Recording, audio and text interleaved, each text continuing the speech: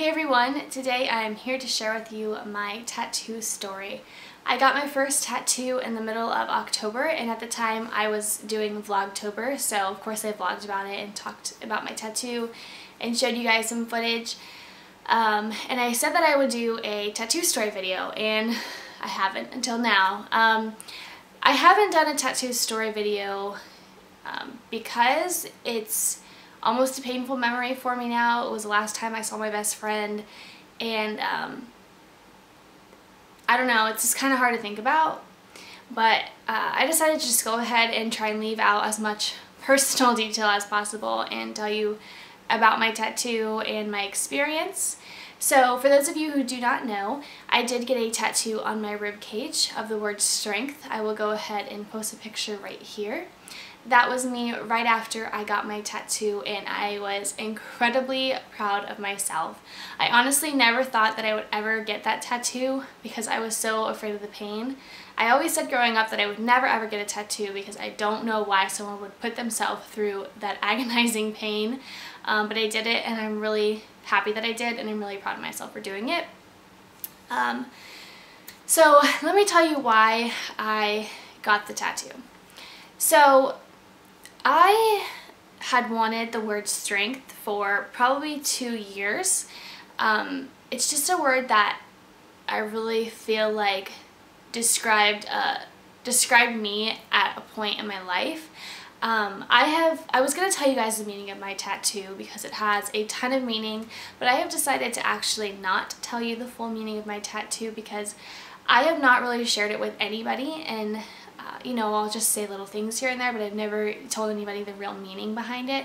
And the more I think about it, the more I feel like it's special for just me to know the meaning, and kind of like, you know, give people little hints and stuff, but not really tell the entire story of why I decided to get that tattoo. I haven't even really told my husband, so if I haven't told him, you know what I mean? So anyway, the reason why I got strength, the short story, is because there was a time in my life when I felt like the only thing I could do was to be strong. You know, I had hit rock bottom, and I had to take myself from here and, you know, help myself get to here by myself. I had nobody helping me. I had to do it. I had to move on. I had to come up from the bottom, and the word strength just always stood out to me because I had to be strong, and it was a time when I didn't want to be strong, but if I wasn't strong, like, my life would be different than it is right now. So that's why I got the tattoo, and mostly I'll tell people when they ask me, I'll just say, you know, whatever doesn't kill you makes you stronger, and I'm still here, so I'm obviously pretty strong. But anyway, I wanted this word for a really long time. I had thought about getting strength like in a saying, like about being strong, or getting strength like with a design around it. But I really could never decide on one specific thing other than the word strength. And I always knew I wanted it right here because I think that is like one of the most attractive places you can get a tattoo for a woman. So I had this best friend, which I guess I could say had now because we're not really friends anymore.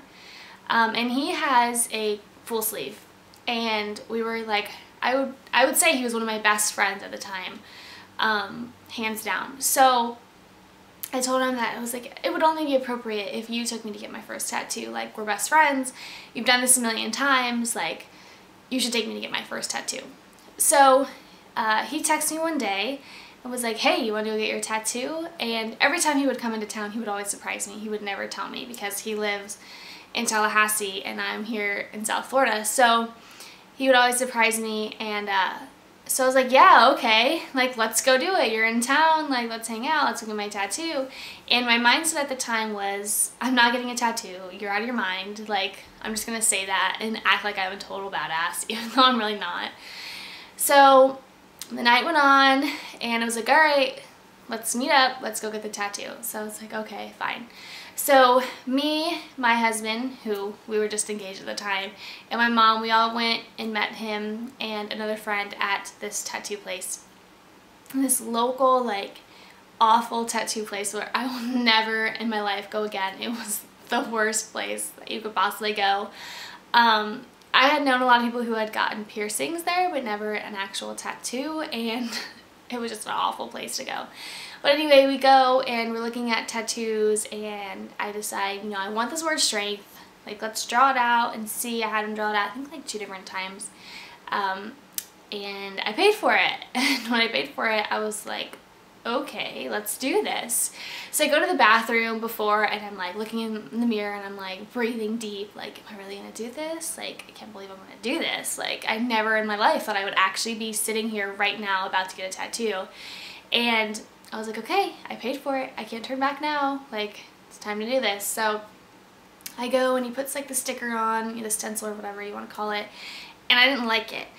You had to change the S around, and it looked too high to me, and it looked crooked to me, but everyone was like, you're crazy, it's not crooked, which is hard to see. A tattoo on your ribcage, it's hard to look at yourself because you have to like twist your body certain ways, and so when you're not twisting your body, you know, it looks normal to everyone else, but when you're twisting your body and you're trying to see it, it looks completely weird to you.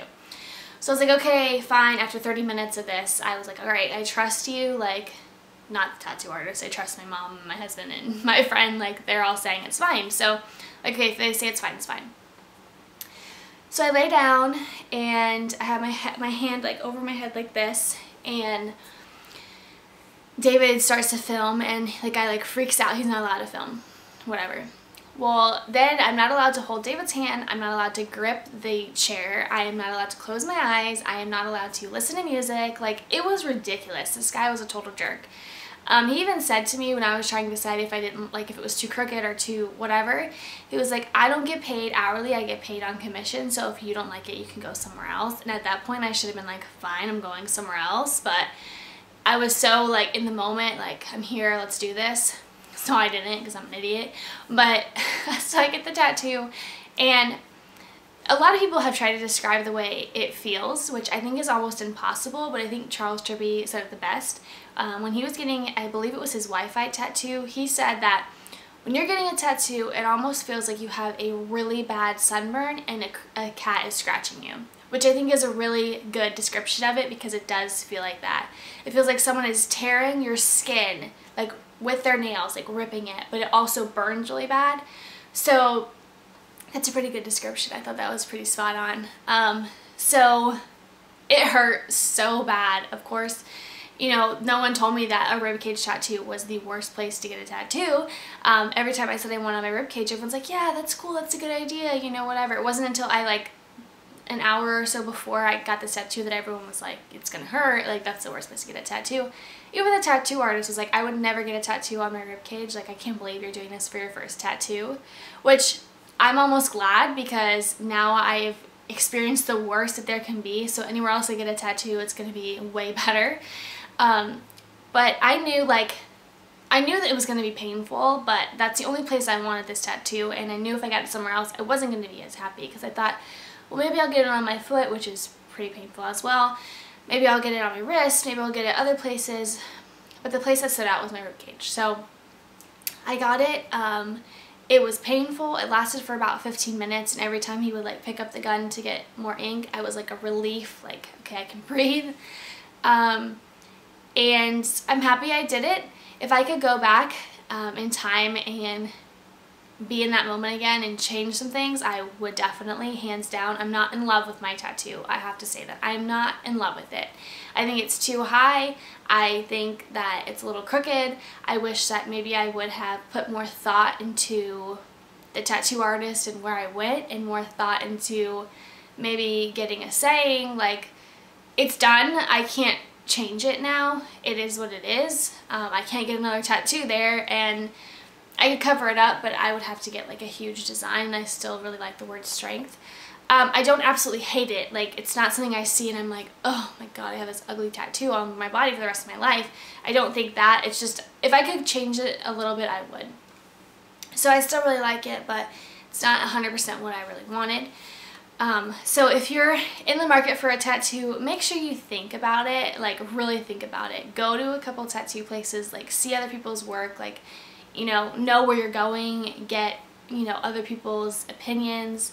I just went on a whim, and it was this total spontaneous decision. I knew the tattoo I wanted, but that moment was a completely spontaneous moment. It's something that I'll definitely never forget. It was just kind of like on a whim, and I really love those things. I think they have the best memories when you just like do something like that. It was definitely a crazy experience, and I wouldn't change it, even though I would.